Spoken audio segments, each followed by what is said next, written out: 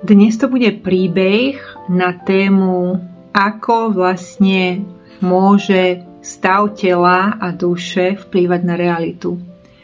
Takže keď som sa raz bola kúpať ešte v lete na jednom kúpalisku, tak som proste veľmi dlhý čas strávila meditovaním a nešlo o nič zložité, išlo o to vyvolať si čo najpozitívnejšie emócie a vlastne dostať sa do takého stavu, kedy si predstavujete, že nie sú žiadne problémy, ste na krásnom mieste, prosto zažívate hojnosť, máte všetko, čo potrebujete a tak ďalej a tak ďalej.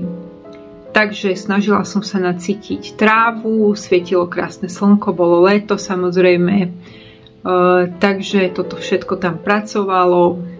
No a potom som si povedala, že si ešte trošku zacvičím pri krásnych stromoch a potom si hovorím, že idem si niečo kúpiť do bufetu. Tak som išla si kúpiť niečo do bufetu.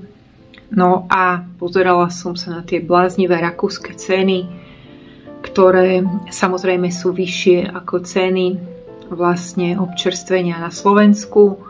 Takže si hovorím, no nič, tak som vybrala 10 a si hovorím, tak budem musieť tú 10 obetovať, 8 eur, tam stal taký nejaký šnicel box, rezňový, ten boxík s hranolkami, plus ešte voda, takže proste tak, zhruba 10 eur. No a tak som tak ťažko vybrala tú 10 a si hovorím, nevadí, však proste potrebuješ dobré jedlo, nebudeš si tu dávať nejaké každú chvíľku proste si dáš normálne mäso. No a jak som tam stála, tak som si to objednala, všetko prebiehalo hladko, bolo málo ľudí v bufete a čakám, tak som sa tak posadila tam, som si vybrala jeden zo stolov, som si ho tam obsadila.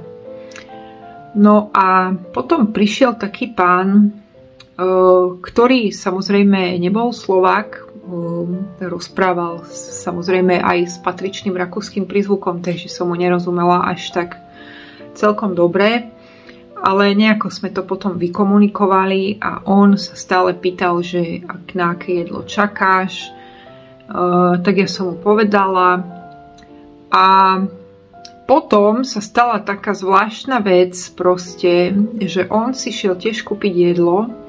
A to som ešte nevedela, čo sa stane vlastne.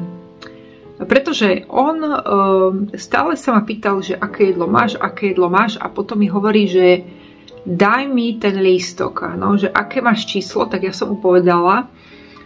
Neviem, prečo som mu to povedala. A potom chcel odo mňa ten papierik. No a ja ako správna Slovenka hneď som zbystrila pozornosť, pretože som si myslela, že to jedlo mi chce zobrať. Áno, taká prvá moja reakcia, pretože keď takto niekto vymýšľa, tak je to také zvláštne, keď proste takéto informácie od vás chce. Veľakrát som to zažila na Petržalskej stanici, keď som chodievala do Viedne, tak tam veľa ľudí takýchto postávalo. Chceli od vás vylandiť lístok na vlak nejakým spôsobom, aby ste im ho dali a vždycky číhali na týchto cestujúcich, ktorí sa vracali z Viedne, ktorí proste mali ten lístok a jednoducho chceli od nich nejaké peniaze a možno aj ten lístok, aby bol použiteľný teda dvakrát a tak ďalej. Takže ja som zbystrila pozornosť. No a potom ten chlapík vlastne išiel si kúpiť jedlo. A vlastne som si všimla, že toto nie je nikto takýto, ako som si myslela. Sice vyzerá pochybne, razil z neho alkohol, ale bolo vidno, že v peňaženke má nejaké 20 eurovky, 10 eurovky. Proste bolo vidno, že tam má peniaze, dosť veľa peňazí. No a tak si hovorím, čo toto malo znamenať? Nakoniec, viete, čo on urobil? Povedal tomu predavačovi tam pri okienku, že on mi to zaplatí. Takže mi to celé zaplatil a potom ja, keď som išla si pred to číslo a zavolali to moje číslo, že už je to hotové, tak ten predavač mi hovorí, vraciam vám 10, pretože vlastne túto pán vám to kúpil. No, takže ja som nemohla tomu uveriť, že čo toto má znamenať. Proste nie som na takéto niečo zvyknutá, absolútne, že nie. A prosto jednoducho začal mi ten predavač hovoriť, že tam ten pán v tej čiapke. A ja mu hovorím, že ale prečo, akože varum, a on, že proste nemám poňatia, že neviem, že choďte sa spýtať. No a ja som si teda sadla s tými hranolkami, úplne som zamrzla a si hovorím, no tak toto je teda gól. Proste úplne mi to prišlo také nepríjemné a také zároveň bizarné. Tak som to začala jesť a si hovorím, no určite teraz čaká, že teraz prídem tam a poviem, že ďakujem, že ste mi to kúpili, alebo neviem čo. No ale otočila som sa a veľmi zvláštne, že proste nikto tam nesedel, áno. Takže vlastne som sa potom rozhľadala a nikoho takého som tam nevidela. Takže pravdepodobne ten pán odišiel veľmi skoro a prosto zobral si to pivo a išiel vlastne preč. No a pointa tohto príbehu, potom vlastne mi to napadlo a všetko mi to došlo, pretože je to, áno, veľakrát sa mi stalo, že keď takto meditujem a vyvolávam tie dobré vibrácie, tak prosto sa mi stávajú takéto bizarné veci. Takže ja som vlastne tú 10 veľmi ťažko dávala na ten šnicel box a na tie hranulky, veľmi ťažko som sa s ňou lúčila. Ale jak som bola v tých dobrých vibráciách, tak ako keby prosto vesmír to tak spravil, že vlastne mi to niekto kúpil a tie peniaze som dostala naspäť. Vlastne to, čo som dala, tak to som dostala naspäť. A podobné veci sa mi proste stávali v lete veľmi často, keďže vždycky som to kúpanie spájala s meditáciou a cvičením, tak veľakrát sa mi stalo, že mi niekto viac vydal a ja som si to uvedomila vlastne buď už v električke, alebo až neskôr, že vlastne mám o 10 viac v peňaženke, alebo proste chcel mi niekto dať viac peňazí a takmer sa pomýlil. A tým vám chcem len povedať, že jednoducho sila mysle je veľmi veľká. Naozaj áno, prosto je to tak, že keď sme v tom dobrom naladení a naozaj privolávame si tie dobré vibrácie, tak môže sa niečo také zjaviť, že jednoducho dostanete peniaze naspäť, alebo nejakým spôsobom sa tie peniaze k vám dostanú.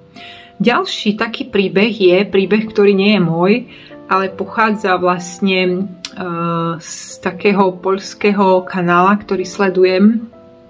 Je to Robert Bernatovič, ktorý vlastne sa zaoberá takými nadprirodzenými javmi a on vlastne bol v Brazílii a tiež si takto privolával dobré emócie a takto meditoval s nejakou skupinou a prosto normálne mal počas tejto meditácie zmeškaný hovor, tak zavolal tam potom naspäť a z firmy mu niekto volal, že on vyhral auto. Že prečo nedvíha, že proste ich firma vyhrala prostredníctvom neho auto v nejakej súťaži alebo neviem proste o čo išlo. No a on si to taktiež spájal vlastne s tým, že meditoval a vyvolával tie dobré vibrácie, naviac to posilňoval, lebo to bolo skupinové vyvolávanie dobrých pocitov a emócií a priaznivých a hojností a dostatku a prebytku a dobrých nejakých svetelných vecí, farebných, krásnych vôní. Prosto naozaj áno, takže vlastne on si to tiež spájal s týmto. Nakoniec ale tá firma to auto nedostala, pretože on počas tej meditácie vlastne jak bol, tak mal to zdvihnúť, ten hovor, a nezdvihol to. A tým pádom vlastne to auto dostal niekto iný, pretože viete, ako fungujú tie súťaže, že niekedy proste musíte sa ozvať, keď to je napríklad nejaká súťaž, ktorá je v televízii, tak ten výherca proste musí zdvihnúť ten telefón a on ho nezdvihol. Niečo také sa tam proste stalo. Ale v konečnom dôsledku aj on povedal, že veľakrát toto zažil a prosto áno, sila mysle takto funguje. Takže s týmto sa s vami lúčim. Verím, že vás tento príbeh inšpiroval. Je to stále o tom, čo vysielame.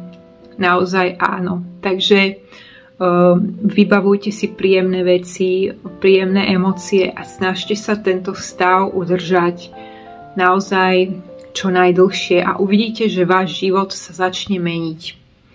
Takže začnú sa vám stávať takéto bizarné veci. Samozrejme, niekto by povedal, že to bola len taká zvláštna zhoda okolností, ale ľudia, ktorí vyvolávajú tieto dobré emócie denne, tak vedia, že proste mení sa tým vyžarovanie, áno. Takže keď chceme zmeniť realitu, musíme zmeniť obraz v sebe, to vyžarovanie, ten pocit, a jak to zmeníme, tak zmeníme aj odraz. Zmeň obraz a zmeníš odraz. Takže bye bye.